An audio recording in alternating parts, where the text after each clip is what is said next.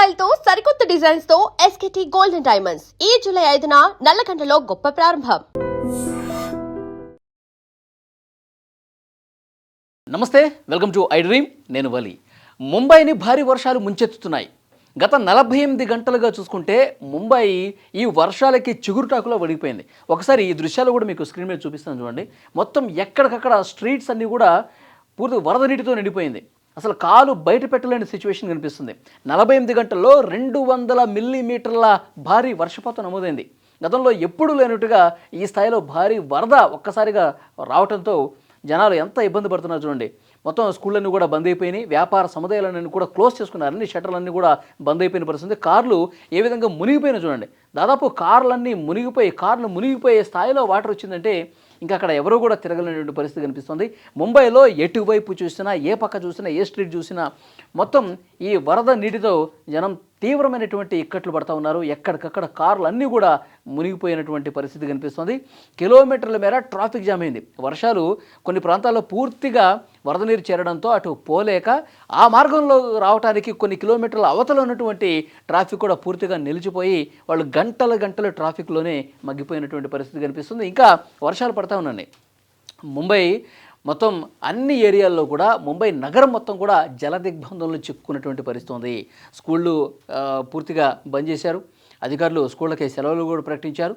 అలాగే వ్యాపార సముదాయాలు ఎక్కడైతే భారీ వర్షపాతం వచ్చి వాటర్ మొత్తం నిలిచిపోయాయో ఆ ప్రాంతాల్లో అసలు షాపులు తెరవకుండా చూస్తూ ఉన్నారు అధికారులు. ఎందుకంటే ఎక్కడ మ్యాన్ హోల్ ఉంటుందో తెలీదు, ఎక్కడ ఏముంటుందో తెలియదు. కాబట్టి సో ప్రజలు ప్రాణాలను కాపాడుకునే ఉద్దేశంలో భాగంగా అక్కడ అధికారులు చర్యలు తీసుకుంటున్నారు.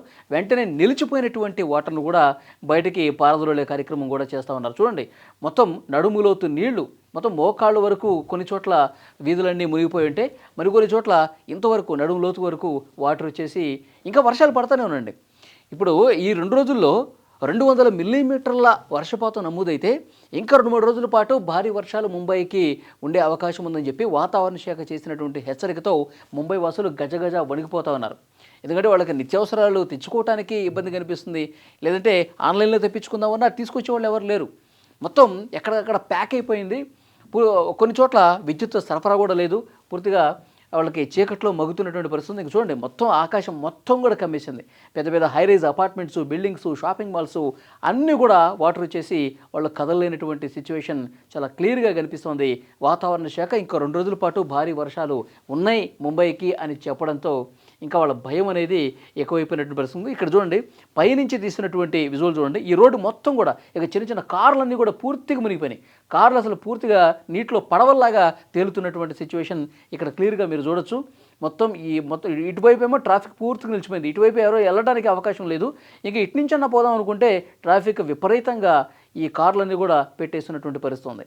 చూడండి, మొత్తం మునిగిపోయింది. మొత్తం ఇది చెరువా, ఒక సరస్సా అన్నట్టుగా కనిపిస్తోంది. మొత్తం చెత్త అంతా పేరుకుపోయి కార్లు లోపలికి వచ్చేసి కార్లు మునిగిపోయి అందరూ కూడా తీవ్రమైనటువంటి ఇబ్బందులు పడుతున్నటువంటి పరిస్థితి.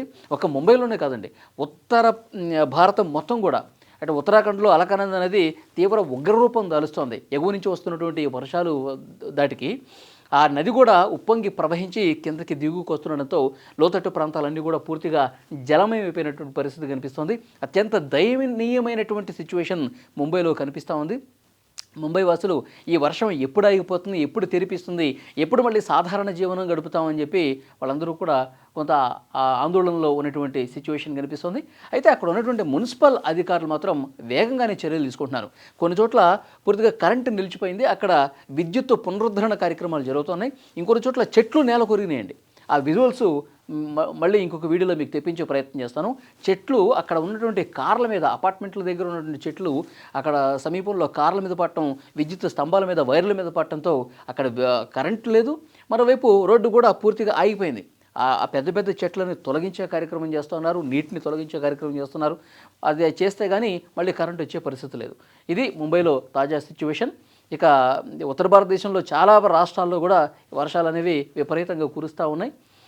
ఈ వర్షాలు ఇంకో 2-3 రోజులు ఉండే అవకాశం ఉంది కాబట్టి ప్రజలు అప్రమత్తంగా ఉండాలి. లోతట్టు ప్రాంతాల వైపు వెళ్ళొద్దని చెప్పి అధికారులు చెప్తా ఉన్నారు. మరోవైపు మ్యాన్ హోల్స్ కావచ్చు, చిన్న చిన్న నీటి గుంటలు అన్నీ ఉంటాయి. ఎందుకంటే గతంలో కూడా వర్షాకాలం సమయంలో చిన్న చిన్న పిల్లలు వాళ్ళకి తెలియక ఎక్కడ లోతు ఉంది, ఎక్కడ మ్యాన్ హోల్ ఉందో తెలియక అందులో పడిపోయి చనిపోయినటువంటి సందర్భాలు కూడా ఉన్నాయి. సో కాబట్టి అక్కడ అధికారులు కొన్ని హెచ్చరిక బోర్డులు కూడా ఏర్పాటు చేస్తూ ఉన్నారు. నీటిని తొలగించే వరకు ఇటువైపు ఎవరు రావద్దని చెప్తా ఉన్నారు. వీలైనంత వరకు ఎవరు బయటకు రావద్దని చెప్తున్నారు. ఎందుకంటే ఉన్నదే రోడ్లన్నీ కూడా వాటర్తో నిండిపోయినాయి. ఇంకందరూ రోడ్ల మీద తమ వెహికల్స్ వేసుకొని వస్తే వాళ్ళు ఇబ్బంది పడటమే కాదు, విపరీతంగా గంటలు ట్రాఫిక్ జామ్ అయిపోయి ఎవరు కూడా ముందు కదలలేనటువంటి సిచ్యువేషన్ కనిపిస్తుంది. సో అది ముంబైలో ఉన్నటువంటి తాజా సిచ్యువేషన్. ఇంకా వర్షాలు పడతానే ఉన్నాయి. సో అధికారులు అయితే వేగంగా చర్యలు తీసుకుంటున్నారు. ఇది ముంబైలో ఉన్నటువంటి తాజా పరిస్థితి.